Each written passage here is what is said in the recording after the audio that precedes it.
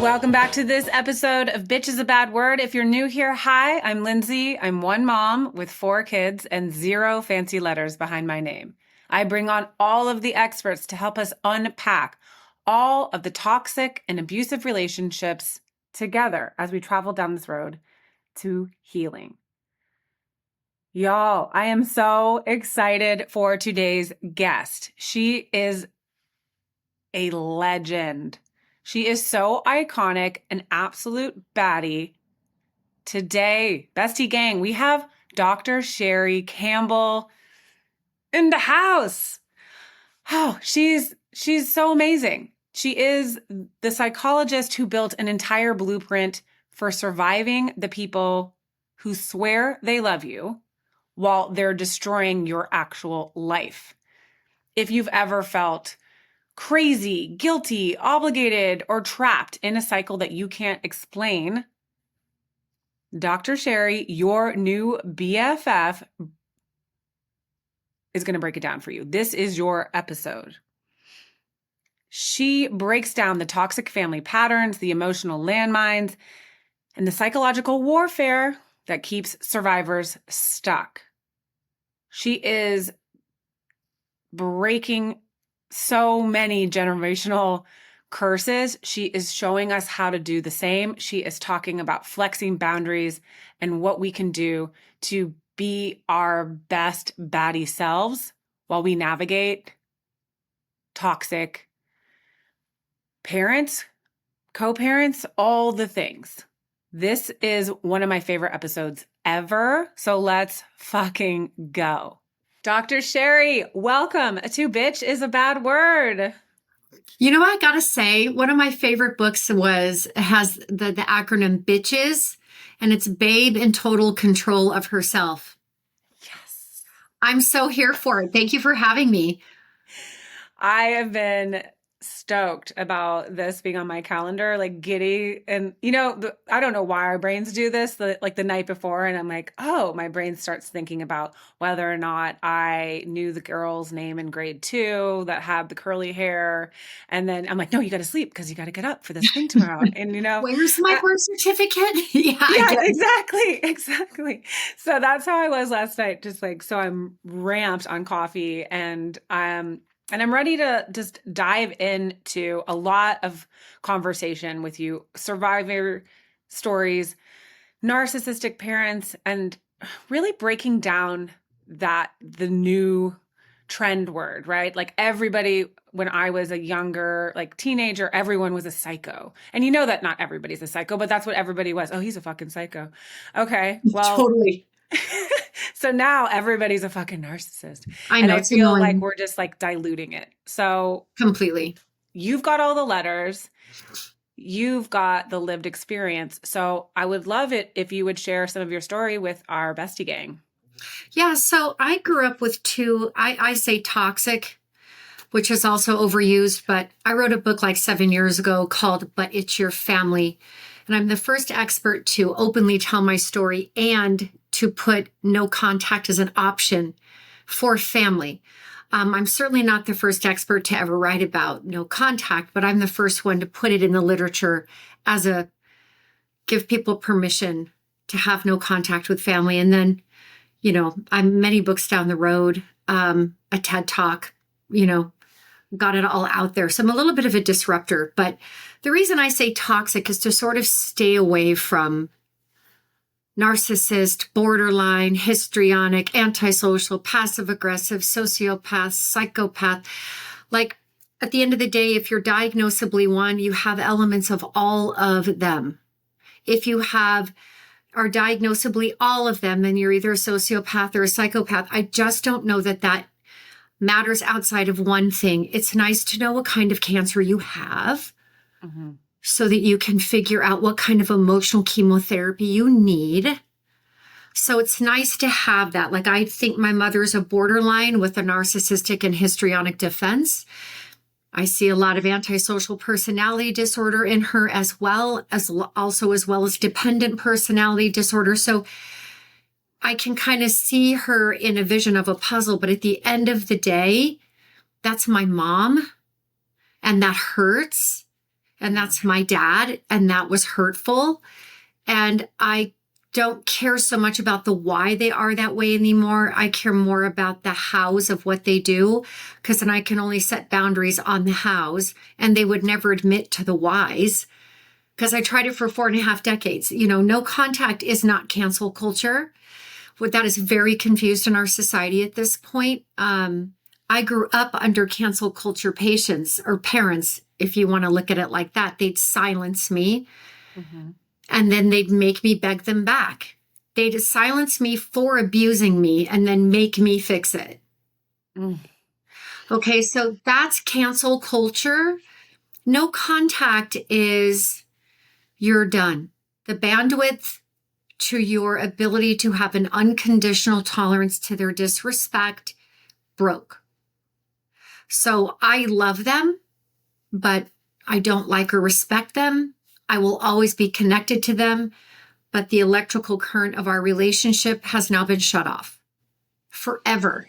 There's no need to go back. There's no desire to go back. It's a whole surrendering process of letting go. They're never going to change. I can't be well if they're even a phone call every 2 weeks in my life. So that's the way that I look at it, and is very misunderstood as it's some sort of an anger, hateful, grudge holding, some type of war. It's anti-war. It is surrender. It is not giving up. It is acceptance of what is and what will never change. You can let that go. Go live your best life. And I've been no contact for 10 years. And I've also written 7 books, done a TED Talk, doubled my income, have a podcast. I'm just sad I waited so long. Right? I was just about to say, like, God, we should just stop right now, y'all. We need to just go no contact with all the shit in our life, because it will only get better from here, is what I'm learning in my own experience, disconnecting from my family that are toxic and they weren't good to me. And I spent a million years chasing the snake, asking, why are you not being good to me? And then feeling guilty that I was like, flexing the boundary, that I'm like, oh, and then feel like, how could you do that to her? Do you know what you're doing to her? Do you know how upset she is? Like, yes. I think's interesting is, do you know how upset I've been? Because I find it interesting that when a child sets no contact boundaries on their parents, that we worry about what the parent needs.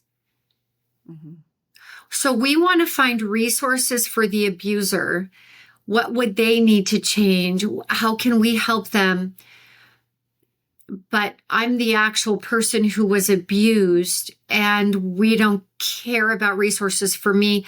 I'm just a bad child. So in my TED Talk, I say that it's like being checked into the Hotel California. You got checked in by your parents, but you're never allowed to check out, even when you had no choice in the choosing of who your parents would be, because they actually chose us.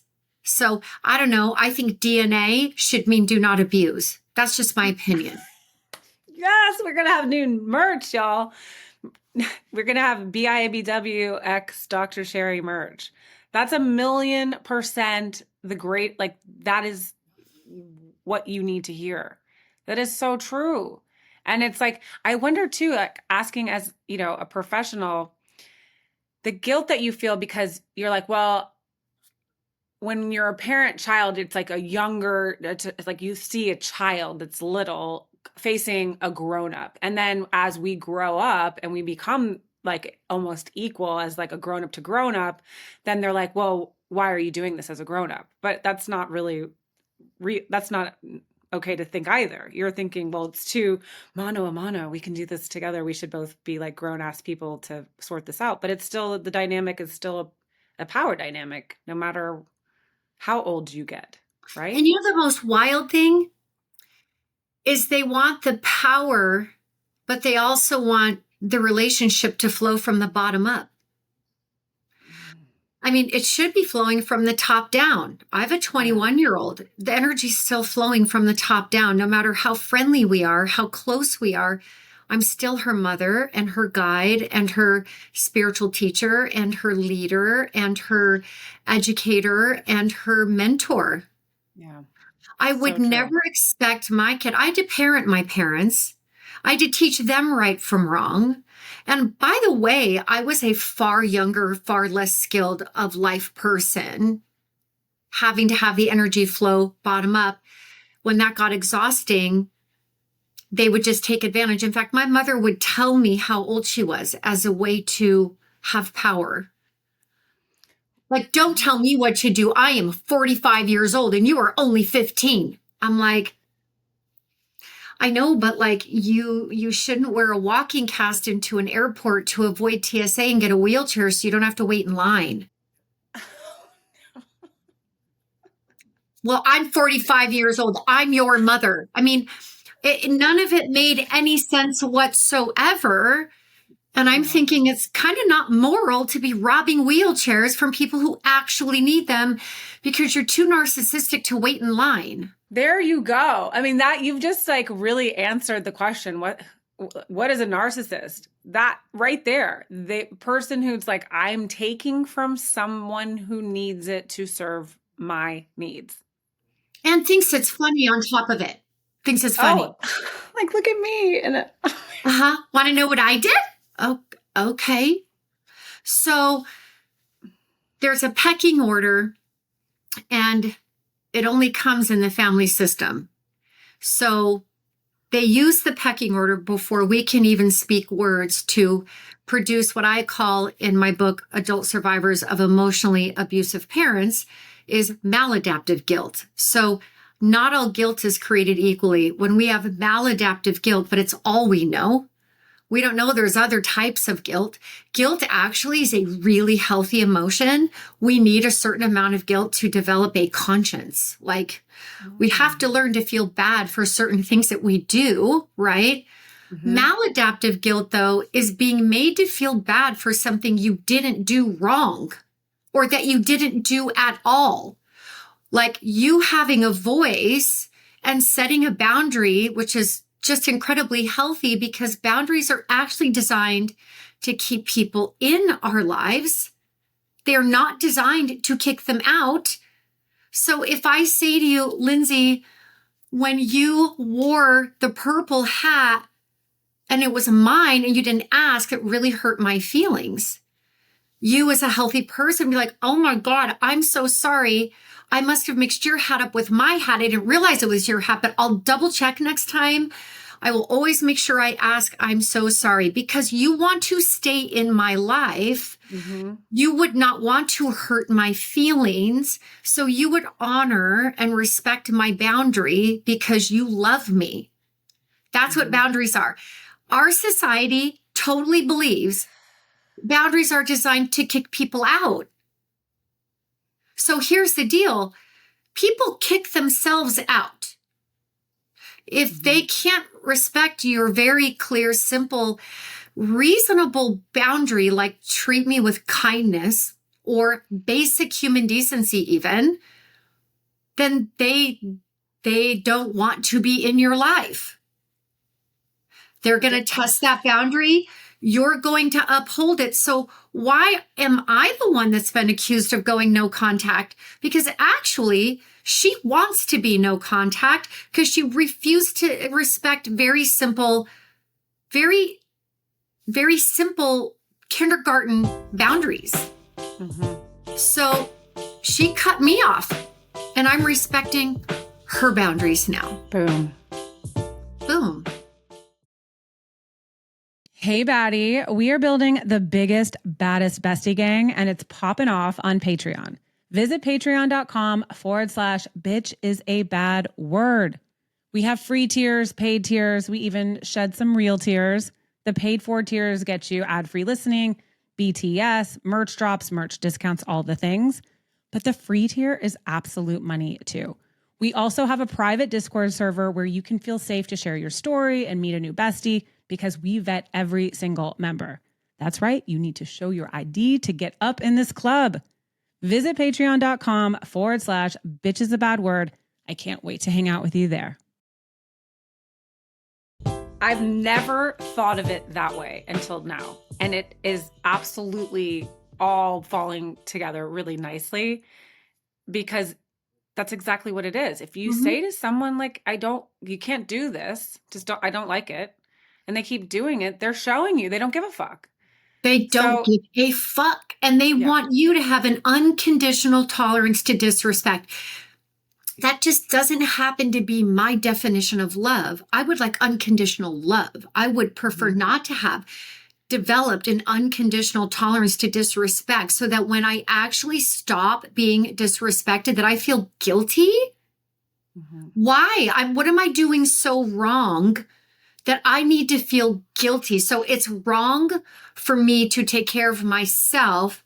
It's right for me to sacrifice myself and take care of you. And that means you're my parent. I don't understand that. No, and it's like the dynamic seems to never evolve anyway. It's like it always seems very childlike, and I have the same issue where I'm like, I feel like this is like, haven't we grown up from this? Like, why it feels just it? I always just feel like I don't feel good. Like you said, I don't Yeah. feel And good. then I you get the get like, icks. haven't we grown up for this? Oh, so you're better than me now? You think you're smarter? I used to get this one. Well, you're the shrink now. I guess you know everything. I mean, honestly, Mom, you've been a better educator than any of my professors, let me tell you. There you Because go. I had the IRL education, right? So it's like, Right. it's all No. insane. And what I find so fascinating is that any time that I've dated an abusive man, had an abusive friend, or worked for an abusive boss, everyone who loved me, including my parents, would tell me to run. And Hmm. parents can cut off their children at will because then it's tough love. But how dare a child set boundaries on their parents? You are not allowed to run. You are now a bad child. You should feel guilty after all they've done for you. They're getting older. You better fix things now or you're going to feel guilty for the rest of your life. Says Hmm. who? Yeah, you're gonna regret it when they're gone and you can't make amends My anymore. dad Well, passed. I didn't go to his funeral. In fact, my mother and my sibling hid his death from me. Not that I would have gone, but just, just to add a little what that toxicity is like over there, I wouldn't have gone. yeah. I didn't feel guilty. His last words to me were a physical threat to put me in a hospital. So didn't apologize for those. I don't know, Daddy O, maybe don't call on me at the 1 yard line of your life so that you can get a free card out of jail. And now you're suddenly not an atheist and you're hoping you're crossover. So you got to use me to do it. Well, the Hmm. big man upstairs will know that you did that too. So we may as well just not play the game. And I'm not going to go. If you're not sorry, Hmm. then don't pull on my needs to have a dad on my inner child because you're going to die. We all die. All of us, we're going to die by no fault of my own, Hmm. by no fault of their own. So I didn't go. Why do I need to feel guilty for that? I'm so proud of myself that I Yes. did not put myself in a situation to be in front of abuser and let him manipulate me just one more time. I'm so proud of myself that I put me first and I didn't have to go through some weird situation from seeing him. So it was really liberating for me that I didn't go.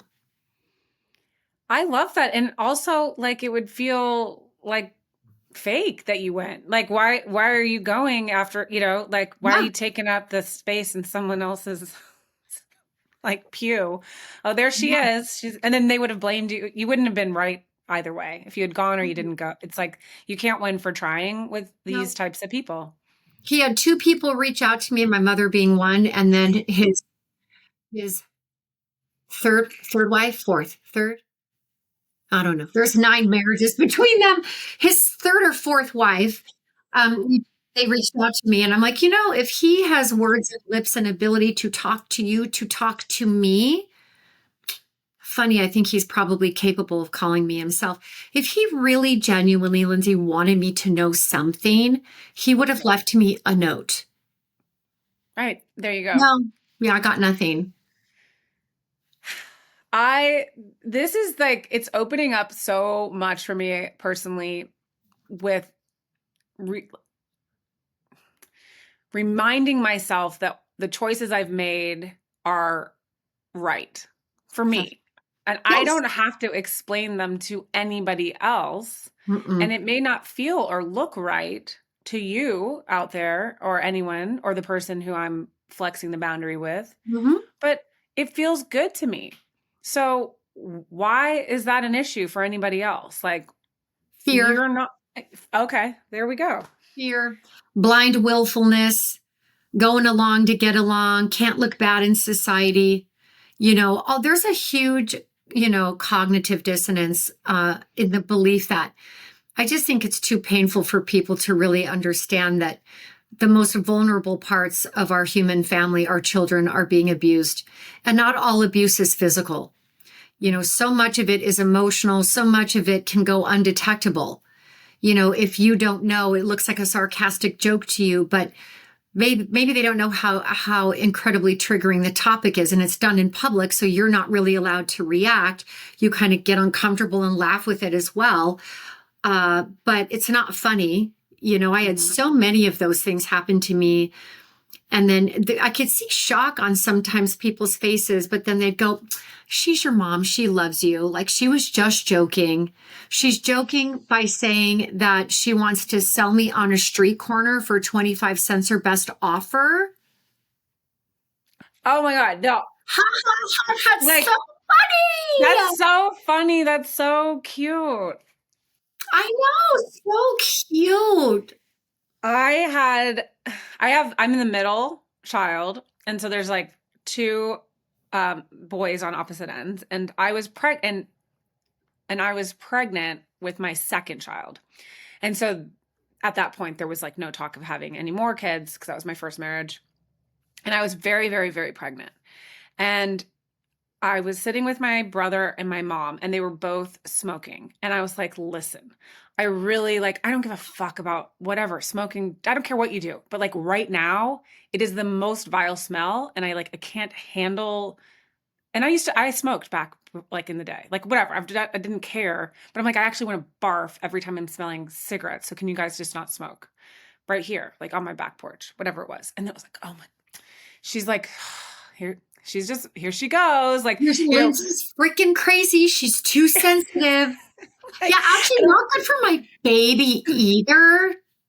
yeah. And I remember being like, why am I feeling bad that I'm asking you just not to be smoking around me? And then the conversation literally, like, from me looking so extra for asking everybody not to be smoking on my porch, by the way, in a Thank house you. I paid for. I'm like, well, okay, I can't wait for this baby, blah, blah, blah. Then my mom says, oh, I just remember the first time I was pregnant. I remember my first baby. It was so amazing, magical, all the things, everything was new, blah, blah, blah.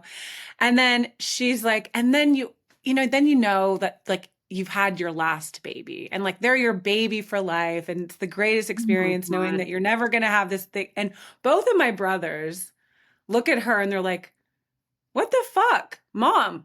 Like Lindsay's you the first and the last. Like Lindsay's the babe, the middle. You completely like Looked her washed over. over. I looked her over. And then I'm sitting there going like, I'm having a moment of I'm pregnant, I'm loving the experience. And then I'm sitting with somebody who just is like, if you are so unaware and like of what you've said, then fuck you. And if you are aware of what you said, then fuck you twice. Like it Yeah, was, actually, fuck all the way off. Don't go yeah, part way. Like, how exactly. could that not be intentional? No, I, I got this one where they always say that you have one easy kid and one hard one. She's like, wow, honey, you came out screaming and you've never stopped. I'm oh like, my God. Like, how are you supposed to carry that? Like, how are you, you were, how are you supposed to carry that? I remember, like, my, mhm, I, my mom, I was preemie. I was super small and I was yellow because I had jaundice. It's probably nicotine though. mhm, yeah, And my mom and like, we were sitting together and then we were talking. I was born in 1980. And she's like, I'm like, Mom, why did you think it was okay to smoke with me? And did you smoke with my brother? And she's like, no. And I'm like, so in 1980, you 100% knew better than to be smoking while pregnant. And then she's like, I just don't know. And in that moment of like questioning why she thought it was okay, like you had to have known this would be hurt. Like, and then here clearly she'd be like, you were so small, you were so yellow, we couldn't. How is that my fault? It's like, I have. you know the time that you smoked the entire time? You know, I was actually born addicted to nicotine. And if you know anything about drugs, it's harder to quit nicotine than heroin.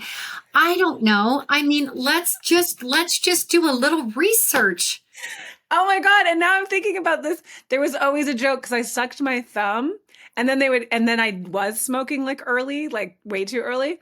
And then they were like, Lindsay basically went from sucking her thumb to smoking a cigarette, like within the same day. And now that you're saying Right. it, I'm I'd like, like to introduce you to my mother. Funny how this works. Yeah, I was born addicted. She made me an addict before I could ever speak words. In fact, my feet haven't even touched the air of this earth, and I'm addicted. So, yeah, that crazy Lindsay, how could she have these habits? Weird. oh, oh my God. I feel so much better about my life right now because I'm like, wait, why was I smoking? Yeah, come on, fucking addict. Because I was born an addict, right? Because I didn't have a lot of choice in utero. It's wild. Sorry, I made poor choices in utero. Yes, exactly. Oh my God. And just like you coming out screaming, like, okay, well, what did you do to make me feel better? So we know this. And Uh-huh. as parents, I see like once I became a parent, for me anyway, I don't know about you, it became more apparent. And it was like, oh Oh, wow, yes. you are like, you don't like me. I think. I don't think you No, I wanted can tell me. you it took me a while, but I had my daughter at 33, and I would get these feelings like I wouldn't, when my mom would hold her, and I had moved states because I thought that was one of my ways of maybe staying in the relationship is I'll just move states. And then there just won't be as much time for them to manipulate me. But my mom, within 24 hours arriving in my home, I would already be ready for her to go. I mean, it was just fucking crazy. So, but she was holding my daughter once and I was like, oh my God, she's giving my daughter the ick. Like I wanted to brush her off. Like, and I'm like, oh God, I'm really a bad daughter. Like, why am I having all of these like actual primal feelings of Mm. like, I don't want her to touch my daughter. And Hmm. now that I'm Yeah. 10 years out and my daughter's 21 now and all these things, I have such a different perspective. I have so much respect for what my body was trying to tell me. It's like what my body was always trying to tell me when I was living with her, but I wasn't allowed to activate those things without causing, like, self-abandonment became a lesser cost to setting boundaries for me, just to be honest. I mean, to Okay. poke that bear just wasn't worth the cost at some point. And that was a terrifying stage to go through. It's just the complete loss of self. But having my daughter awakened like Mama Bear, and it just fundamentally turned me around. And I came to realize over those next 10 years from 33 to 43, she hates women just in general. She hates women. Mm. And she's always hated me, always. And she used to say to me, you hate me, you hate me. And I was like so headspun, like, Yeah. I don't hate you. You're just so mean to me. I'm just trying to stand up for myself. It's not because I hate you, it's because you hate me. Right. Right. So she does. And then I can look at it now, recognizing that my mom is just bitter.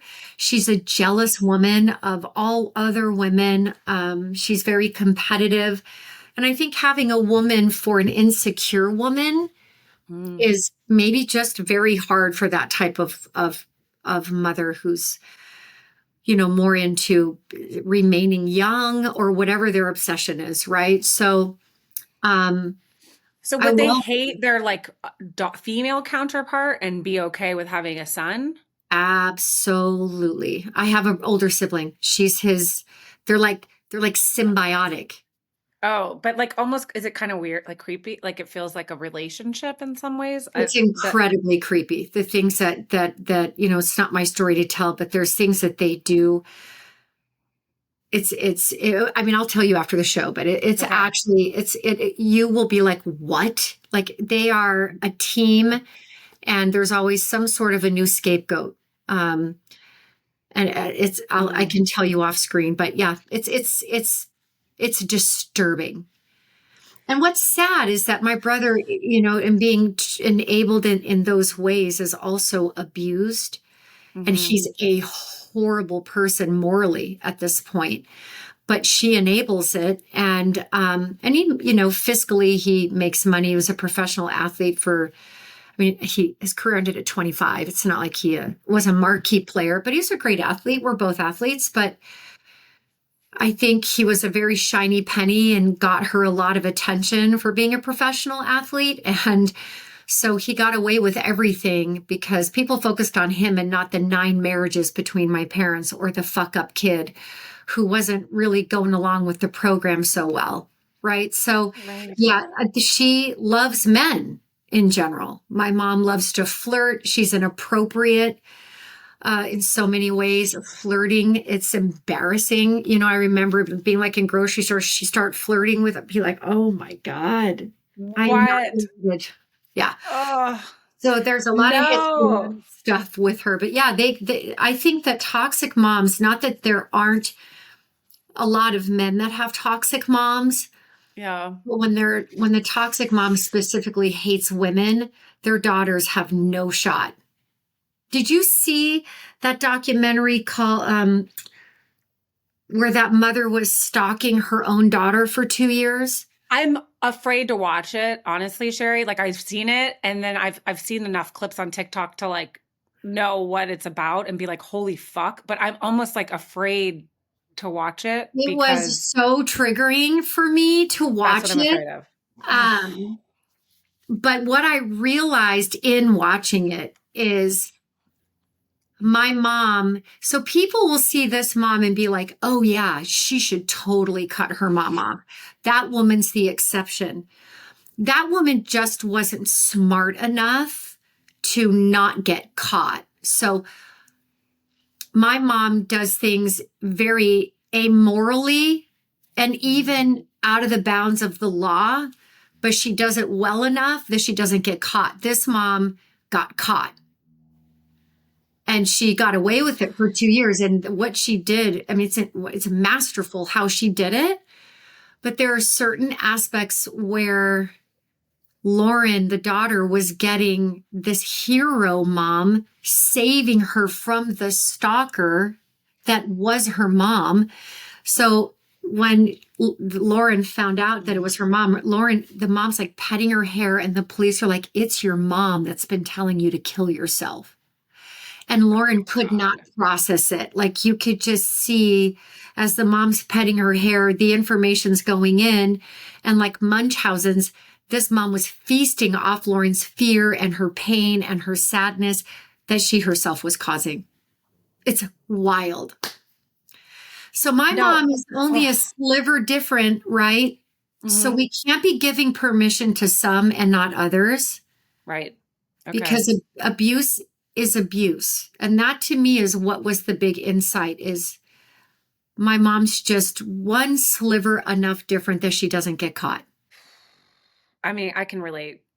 I can totally relate. And what happened to me is that I didn't know what I was dealing with. I didn't understand. You didn't know what I cancer you had. I didn't know a cancer. Yes, that's what it was. And there would always be like, Lindsay's so cute. And like, look at her blue eyes and her little red lips and her little outfit. And she's so cute. I always used to dress you up. I used to always, and there'd be Oh, these yes. like past tense memories of like, and then I'm like, I don't remember any of It's that. And also then when you didn't have a voice, you couldn't say no. I was a doll for my first 5 years. But like mhm. Lauren, once Lauren turned like 12, 13, girly things start coming on. You're developing. Your mom is not the apple of your eye anymore. So Lauren got a little boyfriend. She wasn't telling her mom everything. And the mom stalked her and the boyfriend. There's like a jealousy that a lot of narcissistic moms have when their daughters begin to separate and individuate. They like hate you for it, that you're not a little girl anymore. You're not their trophy. And now you're a Mm. competitor with them, or you don't Oh, love them anymore. It's wild. no, that is like, and it's what's happening is that you're primed to walk into the arms of, for me, as a heterosexual woman, into the arms of a toxic, abusive person because they feel familiar. I did it for You're years. like, oh, you're fucked up. You feel like home to me. Oh, Oh, look, and you, you have that blinking asshole sign over your head. I think you're hot. yes, How's that? yeah, I will be your emotional slave and janitor. yes.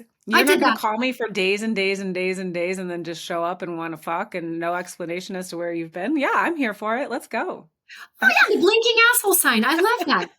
Yeah, I did the same thing. I dated very and married very emotionally unavailable men that I had to self-sacrifice for. Mhm. And yeah, I did that twice, really. Married Yeah. twice, married two of them. Married my mom first, and I married my dad. Well, they say in my field that you marry your most toxic parent. Cool. I haven't been married now since I was 38 and I'm 54. I mean, I have a wonderful, wonderful man in my life, but I'm like, I don't know. I don't know that I'm real built for that. But I've married both parents, gotten both out of the way. You're like, okay, Um, done and done. done and done. And yeah, yeah, we do because I think there's still healing that has to be done. Hmm. And these men, I think just on a soul level or a life class type of level, like we draw them because in my new book coming out in April, I built like a workshop, like a house, and we have to go into the basement and we have to unpack the crime scene boxes that are in there to really find the inner child so that we can be grounded on the ground floor. Then boundaries are outside the house. There's a mindfulness floor, and then there's a manifesting floor. And you could be having such a great moment in your life, manifesting, things are flowing, and something outside your house triggers you. There's an express elevator. It's going to take you right back to the basement, and you're going to find that there's basement monsters down there, and you're not going backward, you're going inward because you have to do more work. So all of those men that I dated, all the shitty friends, all the things, they were all teachers at this point for me that helped me at some point finally turn toward myself. And in doing that and turning inward and coming toward myself, I was able to clean out all of those crime scene boxes. And it was no longer tugging at my authenticity. I could be completely me. And my boundaries just become more and more clear. And that means the path narrows. I have a very small circle by Hmm. choice. I love that because so many people are like, they have it's all about how much we have, how many friends, how many parties we go to, how many events we're doing. And then I feel very similar in like, I've been through so much shit and I'm still going through it. I'm still in the thick of it. Anyone who knows my journey knows I'm in it in different capacities. It's like I ain't got time for no shit anymore. And Mm-mm. I need to make sure that like the peace is protected because the rest of my life feels so chaotic. But as I'm just speaking to you, it's like, well, I'm in control of that chaos as well too. So maybe it's like I just need to make, these boundaries happen with an ex. But as I'm going to segue into the next part of this conversation is like when you are co-parenting or you have children with this, a narcissist. I do. Hey, bestie, believe me, I know sharing custody with a narcissist is no easy feat. And if you don't protect your kids from the fallout, they can suffer long-term effects. Utilizing a co-parenting app like Talking Parents for all interactions with your ex helps you keep reality at the forefront, promoting clarity, stability, and consistency with your child. With everything documented to a court-admissible record where nothing can be edited or deleted or set on fire, you can reduce the gaslighting and the manipulation, staying one step ahead of your co-parent at all times. Protect your child's peace. Download Talking Parents and start a 30-day free trial today. I've said this now 2 times in the last 2 weeks. I have a daughter just turned 22. It was all, I dropped out of high school. I didn't give a shit if she went to college or she didn't go to college. I just don't want to, do something, like find a purpose and be happy, whatever, and find your bliss. And she went to Berkeley. She's like, that's her happy. That's her bliss. That's great. Right. And I'm like, that's not the most important decision you're ever going to make. It's not about what you do for your work. It's who you have children with will literally like make or break your happiness cycle for the rest of your life. And if it's like, why are we not teaching this? Now I'm on this like new mission of like, we need you to understand something before you have the marriage part doesn't even matter. It's like how having children with somebody can literally determine the happiness of your life. It can, because when you're parenting with a narcissist, you can't co-parent. You have to, like, as best as you can, parallel parent. Right. In some ways, I lucked out with my ex-narcissist because he's so low effort, which is the series I'm doing now that I went viral on, and I'm finishing up that book now too. He's just so emotionally unavailable. He talks to her twice a year. But while we were co-parenting by the law, like when she was in high school and all of that, I mean, this guy is a teacher who didn't want to pay for tutoring. I'm like, what? Okay, so go find a judge, sir, who's going to look at a teacher and say, yeah, you shouldn't have to help pay for any tutoring. Because they believe that why don't they want to pay for we're shit? Stealing their money. We the moms. Okay, so I'm glad you're sitting because you might be really jealous at how much money I got a month. Okay. Stay seated, Lindsay. I got $500. No, don't be jealous. I'm sorry if that's offensive to you. Oh, damn. Because it didn't even pay to rent. I could rent her room for $1,500 a month minimum, her room. So anyway, because it just did nothing really for me, for 8 years, I didn't spend it. So she is $40,000 now. It came on like a little credit card type of thing. So I just never spent it. Oh, I love it. Now I've invested it. But I mean, the day that she graduated, like he just bailed everywhere. And I'm like, can I at least have the password to her insurance so that I can take it over? Ghosted me. I'm like, oh my God, this whole time, which is so tricks on him, I didn't even spend his precious money. I saved it for her because I didn't need $500 a month. It didn't do anything for me. So I saved it, and now she can, if she wants to get a master's degree and somehow I can't afford that, which I'll be fine, but we have that money, or she can get like a little house, like have her down payment, right? So I just think that they truly believe they're giving the money to you and not their kids. I will never get it, except there's just such an ego problem. I don't fucking get it because, and I've even had conversations with other people, and then this is my lived experience with like my current kids and then their other kid that they had with their other relationship. You know how that went. And it was always over clothes or their shoes or their sport. And I'm like, I can't wear the fucking clothes. The kid's 6. I can't wear the shoes. I'm not playing the sport. You're only helping your child, nothing else. Like, so if you're not, and it would always be like, oh my God, there was like an instance where they would like, the clothes would have to be changed back to the shitty clothes right before the pickup. The only and there was person like all you're this hurting is like, the kid. What the fuck are you doing to the kids?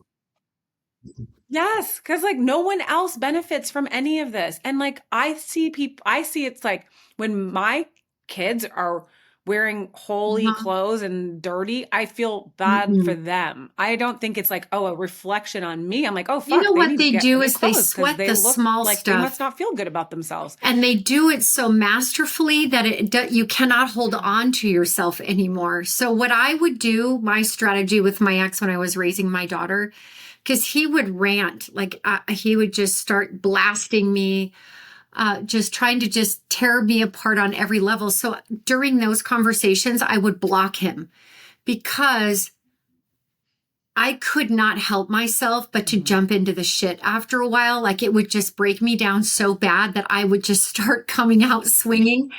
By the way, I never won. So Yes. yeah, there's no PhD out there that will help you out argue a narcissist, like because they do loops and spins. And so I would block.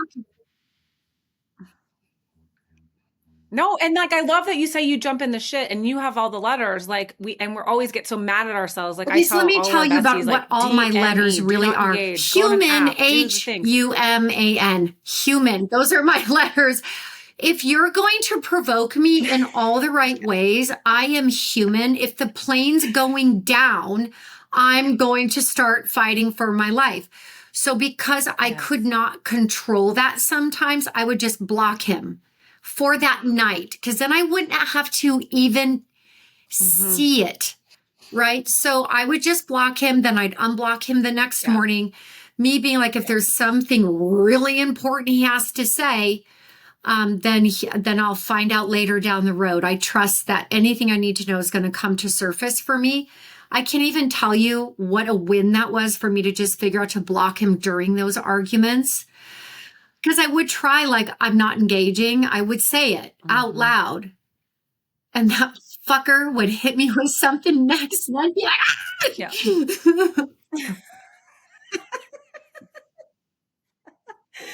Oh Yeah. God, believe me, I've done it. I have a whole segment called Texties from the Xties, and I read these unhinged text messages from everybody's ex that I get sent, and they're all the same. And then you'll always see in some point, like, and then the woman's like, Yeah, "Fuck, I please, said," and I'm like, "Because you're everyone, let human." the letters Because they've behind literally your just said the name worst just be thing, human. you know? It's like I am very proud of myself for my PhD, and I lost 5 years of my life to living in that bubble, and it's the hardest thing I've ever done. But for me, we all joked going through it like that PhD stood for piled high and deeper. Like there's a point of like you're just so insane to do it, and I'm glad that I did, but I am a survivor. I'm so much more of Chrissy from Three's Company than I am Dr. Sherrie. So anybody that knows me knows that. And I love the very smart side of myself, but I am smart not because I have that PhD. It's because I paid attention to my trauma and I had to live in it. And I had very strange coping skills growing up in it. And now I have to have very thick skin to social media, right? Because rejected parents are the most vile human beings on planet Earth. Right. Talk about, I mean, I've received text messages worse from them than ever, even my ex-husband. I'm not joking. Here, let me find one because I saved it because it's, Oh my this one God. is actually so iconic Yes. that I almost wanted to say to this person who was dumb enough to do this through, oh, you're just going to die. To do this through my contact me. So I got her email. So we found her and I Oh blocked her. God. But Okay. I've never gotten anything this bad from my ex-husband. The subject is sick fuck. And the message is, mind you, no punctuation, which makes it even funnier to me. It's so iconic. Oh my God, that's my favorite part. You are destroying lives, mothers, fathers, parents. You are as sick as they get with this insane philosophy you ascribe out of your own mental illness. So let's say, just now, pause. The next sentence, she calls me mentally ill and then writes this next sentence. Okay, just the irony. You are ruining lives for good, you stupid shit ass dumb motherfucker fake face person. Just fucking stop it.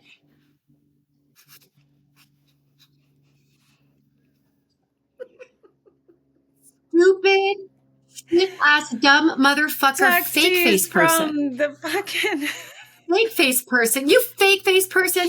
fake face Just person. fucking stop it. I had to keep it. I'm like, there's nothing. It's literally so iconic. Oh, I'm crying. Like Oh my hashtag God. fake face person. Oh, it is. Fake face person is definitely going to be a new shirt or a new thing. Your FFP. Like, what's with your Who's your FFP? FFP? This So isn't here's your what RBF. kills This me is is your it's like then FFP. people don't understand that why children cut off from their parents. I feel so sad for her children because I don't know her and I don't know her children. I am clear though on why they cut her off. If she's willing to say this to me, she's willing to say this to a complete stranger. Imagine honestly what her kids must have heard at home growing up. Like this, and people think that this is like cancel culture or it's an impulsive decision. I wouldn't want this for a mother. Mm-hmm. No, I love that. I love that you're saying this because I really like when you're sitting here, you're already riddled with guilt.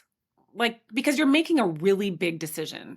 And what's happening when you're making this big decision is the fantasy that you imagined your life, like the way that we all draw our little kindergarten pictures is like a put together family, a mom and a dad, and a happy house and a little dog and maybe a cat. And that family stays intact forever. And then you have kids, and then your grandparents are over every Sunday cooking a chicken and whatever the fuck. Like, you're not, instead, we've had triple split holidays, 17 exes. You don't know, like, really, like, who the fucking, are we related?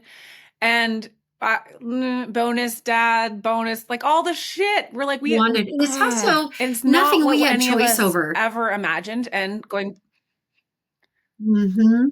choice. That's like, thank you. That's the part where it's like, relieve yourself. Yeah, right know now. the difference. Absolve yourself of Remember any that guilt like 'cause you didn't fucking maladaptive choose it. guilt is only felt when we're being blamed for something we didn't do wrong. I love Right? this. They're trying to actually shame you. They're not even guilting you at that point. Guilt's a motivator. Typically, if we feel guilty because we know we could have said something better or we hurt someone's feelings, it will compel us to go in and repair if we're good people. But when you have someone, whether it's an ex or a parent or whatever, like I can't even imagine what the children of this mother must feel and how unseen and unheard they must feel, that and how embarrassed they would probably be to know if she ever reached out to me, because they probably, maybe let's pretend they gave her my book, like, I just want you to see me, please just read this book. Oh God, I didn't even think about that. That's like, that's how she's discovered you. It's not as if you're friends with her. No, I've never treated her. I don't treat her children. I don't know, but it's like, I never posted it because I didn't want to give her any attention. Yeah. And I didn't respond, which took the will of the gods, because I wanted to be like, oh my God, thank you so much. That was absolutely iconic. Like I wanted to be such a bitch back, but yes, I can satisfy my ego by myself and I laugh. And now I'll use it for examples. If there are ways that you're getting abused, or to give perspective on, would you ever want those kids to have this woman in their lives? And if you do, simply because of her title, you really need to check yourself and maybe see a therapist, because if you want that for someone else, you're not for them.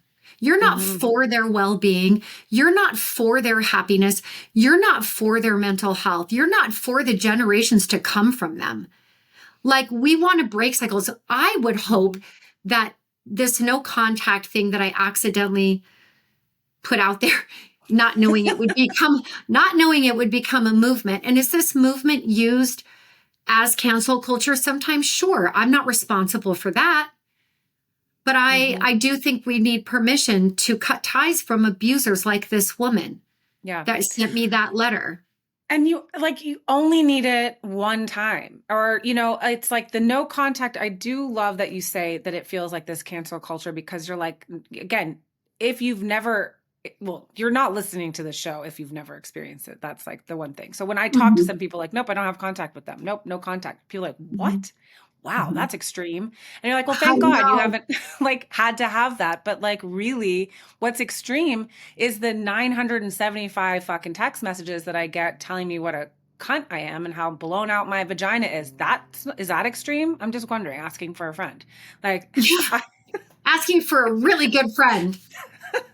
like, no, are you kidding? I have to go no contact. Otherwise, I feel really shitty about myself 100% of the day. So, like, I can't do it. And it's You like, can't do it. And I think, I mean, this is probably going to sound strange, but none of my psychology books actually helped me with my family. Not family systems, nothing on boundaries. What really helped me was a book by Robert Greene called The 33 Strategies of War. what? I'm writing this down. It's a wordy book. I didn't read every detail of every story, but I read the interpretations of the story and the keys to the story. And I read his Art of Seduction. I read the 42 Laws or 48 Laws of Power. I lived and died by the 33 Strategies of War because if you think about emotional abuse, it's very strategic. And I never knew how to protect myself from the unseen war, the hidden abuse, right? And this book gave me so much strategy. I love that you're saying hidden abuse because we are learning more and more as this topic of domestic abuse and toxic relationships, violence, all these words are now becoming, hopefully, like we are getting to the point where we can talk about it as freely as we talk about what kind of cancer you do have, that That's you're right. like, it's not always a punch in the face. It's not always a push or a shove. And oftentimes you speak to people who are like, I wish he would have just punched me in the face earlier so I could leave because I I'm didn't serious. know. I have women in my practice right now that would kill or die for their husbands to just cheat. Ugh. Because these two husbands are so narcissistic, like it's so bad, right? And there's inter partner violence now. Coercive control has become a new term, but we need inter parent violence too. Can't just be inter partner. This Mm-mm. woman that wrote me, that is a violent woman. My Yeah. father was violent. My mother's emotionally violent. And that if she gets caught, she'll fall into this soggy, weepy heap of helplessness. Now, if I don't forgive my poor mother who just feels so bad, that's emotionally violent to do that to someone. You don't abuse them and then play the victim because you did it. Like, what is going on? That is so insane. And you Yeah. get so headspun as the kid that it's divorcing you from yourself. Emotional abuse for me, because I was also physically abused, was far more potent. The emotional Mm-hmm. abuse was so much harder for me because everyone could get, and I couldn't confront it. I couldn't say, I can't prove a tone of voice. I can't prove a look of disgust. I can't prove that that wasn't a joke. Like, you can't prove it, but you know it. So you cannot gaslight a bruise on someone's face very easily as you can gaslighting, calling someone, horrible names or cutting them down in some other way. Like my mom once said, "Oh God, honey, don't worry. Someone will marry you." Oh God. Ew. Okay, so Ew. did she say a curse word? No. Did she tell me I was a fucking bitch? No. Did she call me a slut? No, but she fucking called me trash. Like, I'm so unlovable that, Right. I mean, some poor soul will pick me up and marry me. Unbelievable. You don't do that to people. I have to ask this question because if you're dealing with a narcissistic partner, an abusive partner, all, whatever, but just a downright bad person to you, and you have children living in the same house, like they are abusing the child by proxy, in my opinion. I mean, I don't know that like the two things can't be true. You can't be abusing the mother of your children at the same time you're not abusing the kids in your house. Right? It's the same thing as cheating. If you cheat on your wife, you're cheating on your children. If you cheat Mm, on your husband, you're also cheating on your children. yeah. If you are married and you are a unit, if you allow your husband to abuse your children, you're allowing yourself to be abused too. It can go in every direction. right? Or if you allow your husband to abuse your children, you are also abusing your children by not getting him the fuck out of there, right? So it's a toxin. That's why when I first wrote, but it's your family, I used the word toxic. Now I'm trying to stay away from toxic narcissistic. I'm trying to move away from, because we're too numbed out.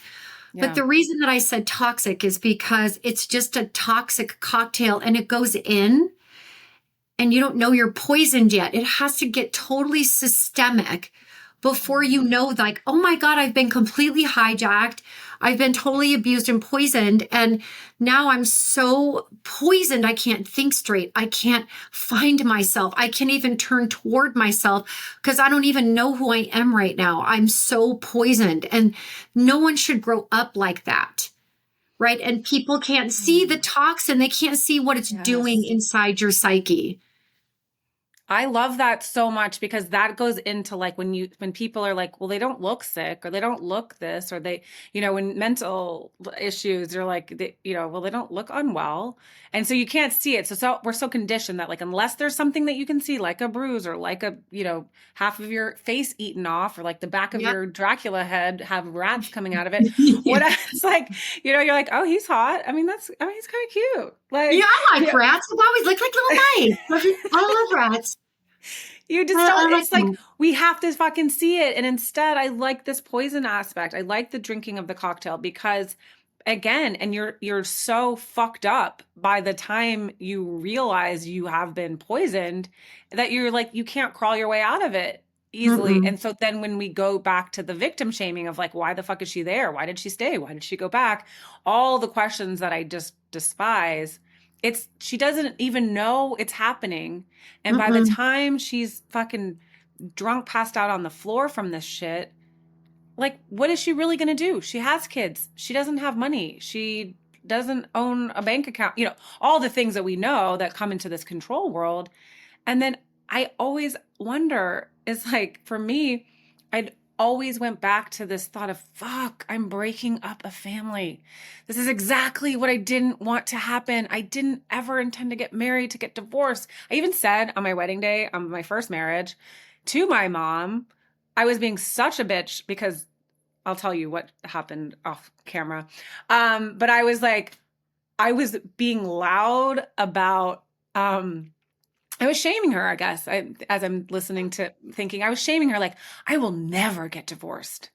This is like, I couldn't imagine ever being divorced. And I think I said divorce like more than I said I do on that day. And I was like, I'm 0 for 2. So my parents are 0 for 9. So I figure, well, that's why I haven't been married in 20 years. I'm like, I don't want to break up a family. But what you realize you're still holding on to these, fantasies. You know what I want you to look at? Because I did that too. I'm like, well, I did. Well, now I'm just like them. I punished myself. But I didn't break up my families. I broke through generational curses. Hell yes. Okay, so you're not breaking up a family, you're breaking a generational curse, and it's going to stop with you. I've been with my man for 10 years. One day we will get married, but I am so happy in my life right now. Like, I don't want to make that big of a change. My daughter will be at home through college just for finances, and he's still got 2 in high school. So we never wanted to I refused to move and switch her peer groups at tough ages. So we chose to do our life this way. And I'm really happy. Like, do you don't even live together? No. Oh, that's awesome. Nope. I live with my daughter. I own my little home and I live here and she's going to UCI and rents right now are so out of control and she's 21, but I let her live like an adult. Shit, she's going to a top 10 university. I couldn't be more proud of her. Right. So, and I want to pay for all of her education myself. I don't want there to be any loans. And so we've made this agreement. But we've never lived together. We see each other every weekend and I stay over every other weekend and I'm really busy and I love my life. And, it works really well for us for now. I'm sure as I get older, I'm going to want to settle in but I'm not in any hurry. Right. It took everything to 2 marriages to stop the curse. I had to break my mother's curse and then my father's curse, and I did. So I just think instead of punishing ourselves, there's other ways to turn toward ourselves and be proud. Like, instead of, oh my God, I can't believe you didn't call your dad before he died. I'm like, you don't know my dad very well. Yeah. So I'm actually so proud of myself that I didn't fall into his trap just one more time for him. Right? So you're breaking generational curses. Each time that you set better boundaries for yourself, you're that much further ahead on your path. Whoever wants to judge you isn't for you. Bye. Love it. Bye, Felicia. Fake face person. Fake face person. FFP. You're FFP. Dude, I love it. I fucking love it. This is because I love everything that you've said. I love being like, I'm the hype girl for the bestie gang where I'm like, you can fucking do it. And I want you to do it in a way that maybe you haven't imagined it can be done. So having you on the show for you to be like, I'm breaking it down exactly the way it needs to be and hyping up this generational trauma breakage is so important to me because that's the empowerment piece. That's where you can just say, no, you're not breaking up a family. I was literally told that I deserve no money and no support because even though I created the value during our relationship by staying home, being a stay-at-home mom and raising our kids so that you could go and make a fuckload of money and keep your network and your net worth growing, I took said value with me when I broke up the family. And That's Sherrie, how the law works, sir. Sorry. I cried on that for so fucking long and I was like, oh my God. But you know what they did is they keep it in the narc vault. So like he used my mother wound. He used my Oh, they love the narc vault. Yes. Yes. No one's ever going to love you. You're lucky that you're lucky I took you having 2 kids and saggy tits. Like you're lucky that This you're guy's never a going to dick. find another one. Never. Well, I fucking did. And he's got a big dick and he likes to go down on me. Go get it. Eat the cookie. So I'm like, we all good here. But it's like, There's always more. One thing I would love to say to your following is, I know like in the beginning of ever losing something, especially if you have really bad abandonment issues, the shattering process feels like literally unholy. It's also the shortest part of the grieving process. If you take 2 Advil every 6 hours when you're shattering, I'm telling you, it actually works. It makes it a lot easier. But it also puts you in touch with no one should make you feel this kind of pain. We tend to want to be fixed by the person who broke us. Obviously, that makes sense. But when you recognize that this person will just break you further, but that's about a flaw in them. Like you have to switch out of all the horrible things they say to you because honestly, they're not true. They're not true. They're just coming at you to break you down. I truly believe that we aren't necessarily sad, although we ruminate on the things that they say to us about us because we're kind of looking like, that's not true. Is it true? Am I not seeing something? We can do that. What we're avoiding, though, is the real disappointment. It's not what they said to us about us that is true. It's that the ugliness of the truth of who they are just got exposed and they aren't who we want them and wish them to be. That's where the hurt is. It's not in what they say. It's not when they call you a hoe or a slut or a douche or whatever they're going to call you, fucking fake face person.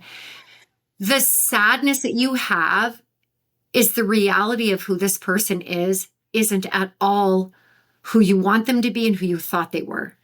And that is something we tend to want to avoid and we go back to, but why did he say this? And why did he say that? It's not true. It's not true, but you have to be brave enough to look at what is true and that this person is not for you. Anyone who could hurt you in that way isn't for you. And that is that simple. It's like if we can just stop complicating it so much. It's like I love that philosophy. That's just where your mantra is like Mhm. if they wouldn't hurt you. And it is such a disappointment. And I like that is you've just completely made it make sense. That is the Mhm. disappointment that this isn't the person, because then that's like, you know, oh my God, you're exposing exactly what I would almost say too, like you know, when you got the healing point, like everyone always asks me, like, did you know he was this? And I'm like, yeah, I think I think I saw. I mean, the red flags were flogging me in the fucking face, and I was still like, well, I can fix them. I can bleach the fuck out of these things, and they will be good as green. Like Yeah, and we whatever. can't, but we were trained to probably fix our parents. Yeah. So I think we do hope. I mean, the hope is beautiful. It's such a kind thing to want to do, is to help and to help someone grow. And, I've heard a lot of women say, I put all this work into him and another woman's going to benefit. I'm like, she ain't going to benefit. No, God, ugh, He's not going to change. no. It's hard not to worry about that. I totally get that. And they love to triangulate other women in the middle. But the Hmm. bottom line is, like, if you have these disorders, these character disorders, insurance won't even cover them because they're considered untreatable. So just something for everyone in the following to know. They will not cover borderline, narcissistic, histrionic. They won't cover it. They will not pay for that. Oh, dang. I did not even know It's that. considered incurable. Why? Because they're progressive. Why are they progressive? Because these people practice these skills every single day, all day, on everyone they meet, until they have people coming around to their way of thinking and doing what they want them to do when they want them to do it always. They practice it every day on service people, on sales people, wait staff, lawyers, judges, congressmen. They just are doing it everywhere all the time. So they're never going to get better. Then I know that there's the thing, like, they get away with everything. And do they? Do they really get away with everything? Um, I don't think that they do. I think they're Yeah. miserable fucking people. And I wouldn't want to spend one moment inside the body or mind of a narcissist. I have no interest. I can't be bothered with that at this time of my life. Maybe they get away with breaking the law and hurting people or whatever, but they stop being able to feel themselves at some point. If you go no contact with a narcissist, it is their absolute kryptonite, because they cannot exist in your world. So if you want any type of redemption, shut your mouth and use your feet. Get away from them. I have a little bestie gang that I'm growing. Also, the MILF Mafia. I forgot to show you. This is Let me see. okay. So I'm wearing a hat Love it. that says, "I'll get closer." That says MILF. Mothers in litigation forever. Oh my God, I love that. That's brilliant. So I am the leader of the MILF Mafia, and the bestie gang, and I'm like, we are here to get shit done. We are here to blow the fucking roof off of this shit, the stigma, get loud for the besties in the back, and be the voices for the people who aren't ready to speak. They can't speak. Love They're, it. whatever. So we get fucking loud for the besties in the back, and you kind of remind me of a woman who might like to get loud with a group I'll or get two. loud. Yes. So I'd love for you to join my little gang, and we're the BFFs. And there's no initiation fee, nothing weird, but I may call on you to rally at some point. But we're bitches fighting for freedom. That's what our Amen. BFFs are. So Fine. I'm you into in? it. I want to, yes, I'm in. I want to find you on Instagram right now. Yes, it's at bitch is a bad word pod. Okay. Yes. So she's in, y'all. She is the member now in the bestie gang, and we're gonna figure it out. We're getting fucking loud, and we really just have this amazing group. I mean, women reach out to me, like I said, they send me their texties from their exties, and when I just made the decision to read them out loud, was like, you just have to, just like fucking face fake fucking Shit whatever. ass dumb motherfucker fake face person. I got the shit memorized now.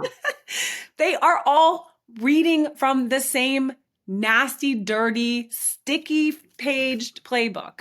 They're all the Yeah. same fucking person, and they're Yeah. just vile, and we don't need them, and we need to Yeah. recognize that shitty behavior early and say, like you said, fucking run. You're at the, Run. like, you're right there. You're about to do your touchdown dance. So, like, let's work on that. Let's figure out what that fucking Yep. dance looks like, because game over. You are ready to just win this game of life. Yes, you are. Yep.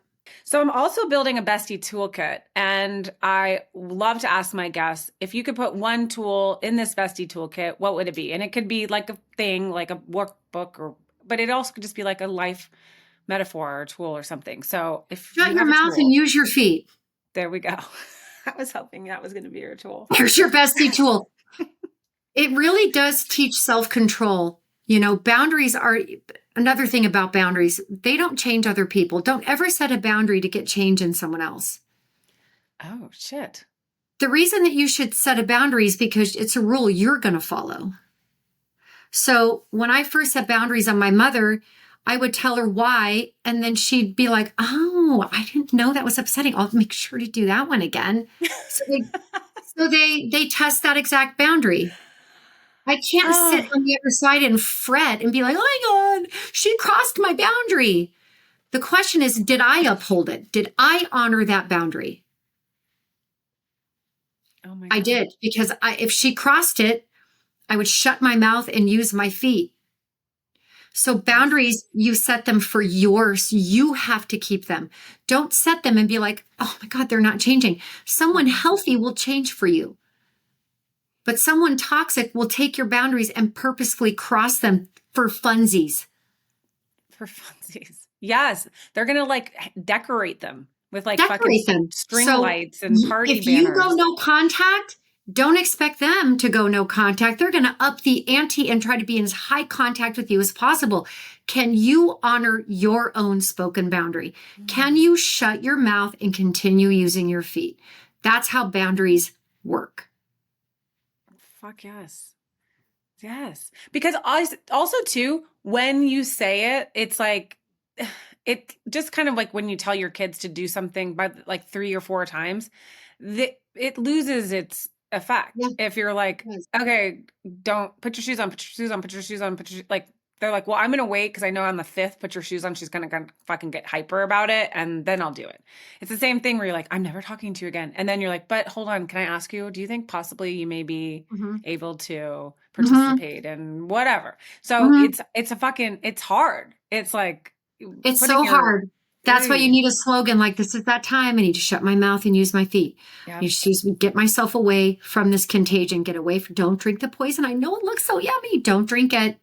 It's a dew-stained apple. Yes. It is. Oh my God. Like, okay, this is like, we've got to be continued. More. Yes, we'll do another one for sure. Okay, so where can we find you? So you can find me at drsherriecampbell.com, and I'm dr.sherrie on Instagram and TikTok, and Sherrie Campbell PhD on Facebook. And I have an incredible following. You can see my TED Talk there.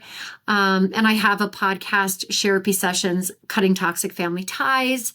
And I'm loving the show as well. So I've got a lot of good stuff, and all of the stuff I talk about. And I've got lots of books. I think I have I think in April, there'll be 7. And this will be my 4th book on toxic family coming out in April. And the book coming in April is called You Are Home. It is my favorite book of all time I've ever written. I can't imagine ever loving a book more than I love this one. So I was able to take what I do in my office or what I just did here on the show, and I put it into an incredible metaphor that gives you lots of slogans and lots of ways to look at things. Like my patients literally walk in, they're like, well, doc, a monster got out of the basement this weekend. I'm like, oh shit. Did we break through the ground floor? What kind of damage are we looking at? So it's a wonderful way instead of using so much jargon and that can turn on you. You can start to turn on yourself that you're not good enough. Listen, a monster woke up. Before you knew it, he cracked through your ground floor and hurt someone's feelings or something. There's just ways. Yes. That this book is super special. So all those things are available. Okay, so that's out in April. I'm definitely getting that book. That seems like exactly what I Yeah, need. it's ready for pre-order, so you can pre-order it. Pre-order. Okay, we're going to link it in the show notes. Yes, Everything that please. you need will all be there. And man, I am so stoked to know you, and I really appreciate you spending time with us today and just dropping all the truths for the Bestie Gang. And I look forward to speaking to you again. I can't wait, Lindsay. Yeah. We've got big things popping. I have a feeling. Yeah. I'm like, I do too. I've been sitting here like, wait, I've got this idea. I got this idea. So yeah, we'll talk offline, but then, so everybody listening, we love you. Thanks for joining us, and we'll see you next Tuesday, besties. Can't wait. Okay, well, that was probably one of my favorite episodes ever. We will link everything that Dr. Sherrie has to share with you in our show notes. Please do like, share, subscribe, and review if this show does something for you. If you think you have a bestie that would benefit from an episode like this, send it along. We are building the biggest, baddest bestie gang, and we are doing it all together. The MILF Mafia is here. We have now all of these besties, these BFFs who's joined this gang. We can do the hard things. Send me your texties from your exties. You can find me at 331 bitches. You can send me a voicemail. You can text them. You can also send them to Instagram. DM me at bitch is a bad word pod. TikTok and YouTube is bitch is a bad word. Remember, YouTube bitch has a capital. It's B exclamation point TCH, because they don't like the bad words over there. So that's where you can find us on YouTube. You can also join our Patreon. We have free tiers, paid tiers, all the tiers. Patreon.com/bitch is a bad word. There are so many amazing women that are sharing their experiences. Remember, we've got a private Discord server, so it's safe, but they're sharing their experiences. And what I'm seeing is that when you can rebuild your network, you will rebuild your net worth. It's guaranteed to happen. You're going to meet someone who's like, oh, wait, you've got this skill. I have this thing. We can do this thing together. Let's start a business. Let's have you come in and work for mine. There's so much value in sharing your story and being able to feel safe and seen and heard by somebody who has the lived experience. It's invaluable, in my opinion. And remember this, I always have to close with this. There is no safety in staying silent. If you or your kids are in immediate danger, please use 911, crash on a friend's couch, do whatever you have to do to get safe. The National Domestic Violence Hotline is here for you 24 hours a day, 7 days a week at 1-800-799-SAFE. That's 1-800-799-7233. You can find them on a chat, on the web, at thehotline.org. Besties got your back 24 hours a day, 7 days a week there in a chat. I was there. Remember, I was at the hotline.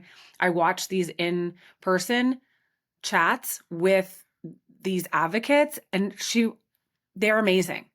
They really are there for you. They will sit with you for as long as you need them, 20 minutes, 30 minutes, and you can come back to them. They've got resources. They'll send you like pamphlets. That's like such an old word. I don't even know why I use that. Like, what's a fucking pamphlet? But they'll like send you like goodies, information that helps you understand what you're going through. Because if you're listening to this show, you're either in it or you know someone who's in it. So we are only stronger together.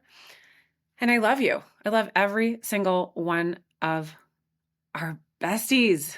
And you sending me your messages, sending me the texties. I'm now starting a new segment called Texties from the Besties, and I'm going to be reading all the good shit that we hear and share together on the show too. So keep them coming. We drop our episodes every Tuesday, so we'll see you next Tuesday, besties. Bye.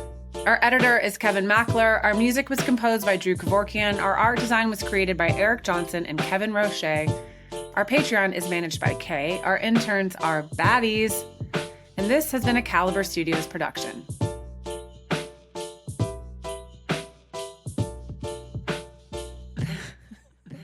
Bitches being bad.